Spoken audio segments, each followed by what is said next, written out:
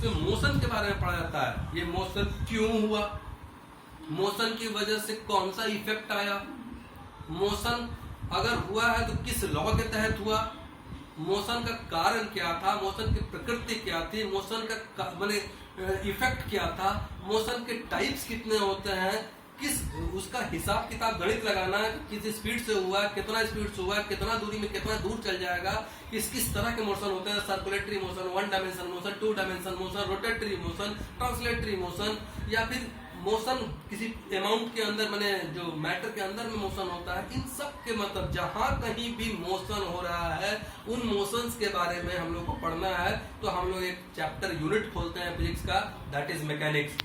IIT के हिसाब से, मेडिकल के हिसाब से सबसे बड़ा वेटेज वाला टॉपिक। 13 क्वेश्चन इससे आते हैं ऑन एवरेज। पिछले 3 साल का सर्वे में बता रहा हूँ, 17 का क्वेश्चन नीट का, 18 का और 19 का, तीनों में देखा। तीनों देखने में 13 क्वेश्चन मैकेनिक्स से आ रहे हैं। पहला ब्रांच है मैकेनिक्स और मैकेनिक्स के फादर है न्यूटन। भाई न्यूटन ना बहुत बड़ा आदमी था, बहुत बड़ा फादर था, बहुत बड़ा चीज का, उसके बहुत सारा बाल बच्चा सब घूम रहा है इधर उधर। उसमें एक फिजिक्स का मैकेनिक्स भी है। तो मैकेनिक्स के फादर न्यूटन को बोला गया है।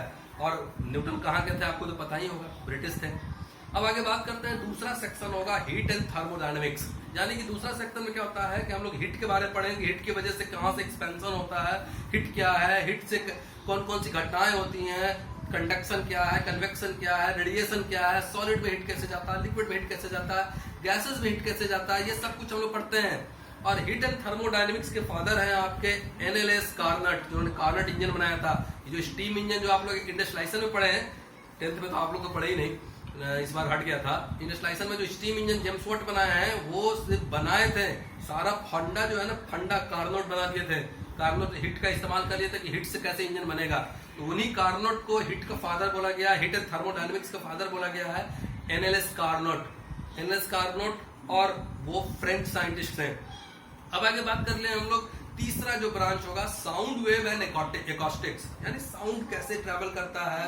आप लोग देखिए ये कि ट्रेन आती है सामने से एकदम, और जैसे ही ट्रेन आपके पास से गुजर जाती है दोनों का साउंड में अंतर हो जाता है, और चेंज हो जाता है, बिल्कुल आवाज ही चेंज हो जाता है। डॉपलर इफेक्ट कहते हैं इसको। बांसुरी बजाते हैं, फटा हुआ बांसुरी अलग बजता है, बढ़िया बांसुरी अलग बजता है, बांसुरी में कुछ नहीं होता, कोई मैकेनिज्म नहीं होता है। तो ये साउंड कैसे बनते हैं, क्या वेव है, साउंड के बारे में, वेव के बारे में, सिनेमा हॉल में क्यों दाने दाने दाना चीज होता है, साउंड को कैसे मैनेज करें, कितना